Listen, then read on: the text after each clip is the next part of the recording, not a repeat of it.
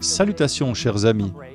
Après une petite pause, nous sommes de nouveau ici pour poursuivre notre série sur les croyances fondamentales de l'Église adventiste du 7e jour. Comme l'indique notre première croyance fondamentale, nous croyons que les Saintes Écritures, l'Ancien et le Nouveau Testament, sont la parole de Dieu écrite, donnée par inspiration divine.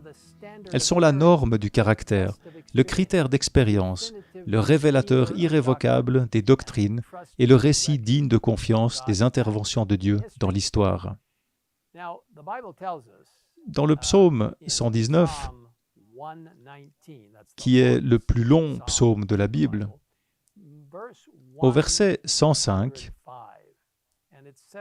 la Bible dit « Ta lampe est une lampe à mes pieds et une lumière sur mon sentier. » Et c'est sur la parole de Dieu, la Bible, que sont basées toutes nos croyances fondamentales. Aujourd'hui, nous allons aborder la croyance fondamentale numéro 19, la loi de Dieu. Qu'est-ce que la loi de Dieu? S'agit-il simplement d'un ensemble de règles arbitraires créées par quelqu'un qui souhaite nous contrôler? Ou pourrait-il s'agir de règles de vie conçues pour nous apporter joie et bonheur? La plupart des gens connaissent l'histoire de Moïse montant sur le mont Sinaï et qui reçoit les 10 commandements écrits par la main de Dieu sur 2 tables de pierre. Ces commandements étaient si importants qu'avant de les écrire, Dieu les a énoncés de vive voix à toute la nation d'Israël, leur rappelant qu'il est l'Éternel, ton Dieu, qui t'a fait sortir d'Égypte, de la maison d'esclavage. Et pourtant, la loi de Dieu existait bien avant d'être écrite sur les tables de pierre. En fait, elle existe depuis l'éternité, et elle est une transcription du caractère d'amour de Dieu. En résumé, les 4 premiers commandements décrivent comment nous montrons notre amour à Dieu. Numéro 1, tu n'auras pas d'autre Dieu devant moi. Numéro 2, tu ne te feras pas d'idole.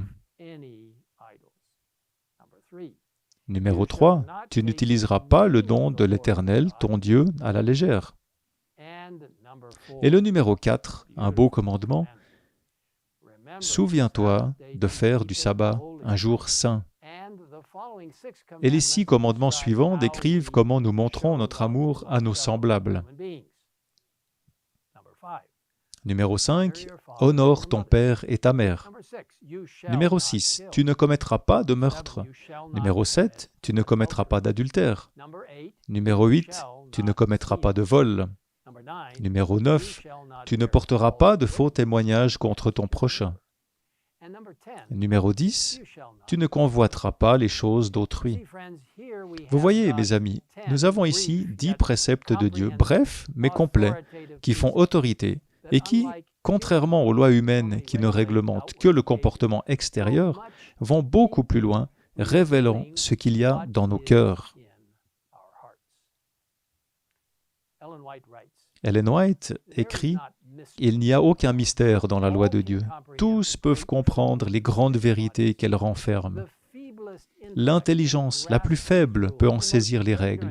Le plus ignorant peut régler sa vie et former son caractère d'après cette règle divine. »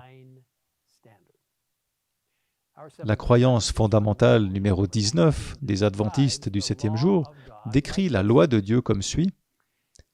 Les grands principes de la loi de Dieu sont contenus dans les 10 commandements et manifestés dans la vie du Christ. Ils expriment l'amour, la volonté et les desseins de Dieu concernant la conduite et les relations humaines et sont impératifs pour tous les êtres humains de tous les temps.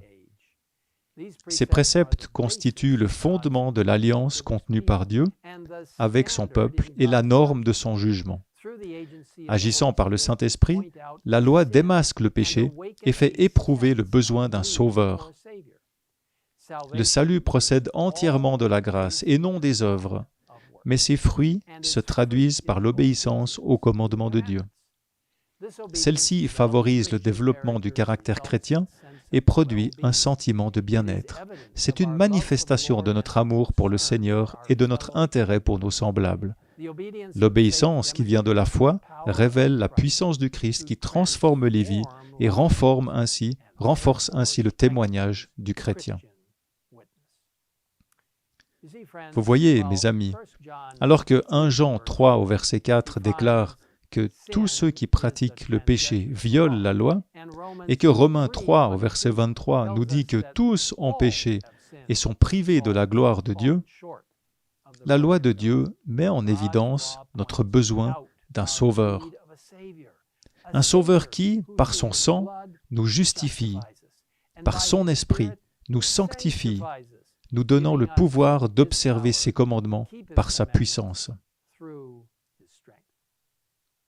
Nous l'aimons parce qu'il nous a aimés le premier, lit-on dans 1 Jean 4 au verset 19. Dans Jean 14, verset 15, Jésus nous dit « Si vous m'aimez, respectez mes commandements ». Et le bien-aimé apôtre Jean nous assure que ces commandements ne représentent pas un fardeau. Mes amis, il y a beaucoup plus à apprendre sur cette importante croyance fondamentale que nous n'avons pas le temps d'aborder dans cette courte vidéo. Je vous encourage donc à visiter le site indiqué sur l'écran. Vous pourrez en apprendre davantage sur la loi de Dieu et ses implications pour nous aujourd'hui. En conclusion, prenons un instant pour considérer comment la loi de Dieu est une inspiration pour l'âme. Le psalmiste a déclaré « Combien j'aime ta loi! Je la médite toute la journée. J'aime tes commandements plus que l'or fin. Même lorsque la détresse et l'angoisse se sont emparées de moi, tes commandements font mon plaisir. » Vous voyez, mes amis, Dieu a donné sa loi pour accorder aux gens d'abondantes bénédictions et pour les amener à une relation salvatrice avec lui. Remercions-le pour le don incroyable qu'il nous offre par son pouvoir de justification et de sanctification, tel qu'il est révélé dans sa loi d'amour éternel. Prions ensemble. Père Céleste, nous venons te remercier pour la loi éternelle qui dure à jamais, qui a été écrite sur des tables de pierre et que nous avons aujourd'hui dans nos Bibles, pour nous rappeler ce que la vie devrait être alors que nous nous abandonnons dans tes bras. Merci pour la puissance de justification du Christ. Merci pour la puissance de sanctification du Seigneur et du Saint-Esprit. Nous te demandons de nous aider à nous rappeler que la loi de Dieu est la transcription de ton caractère et que ton caractère est amour. Merci de nous avoir écoutés. Au nom du Christ. Amen. Thank you for hearing us in Christ's name.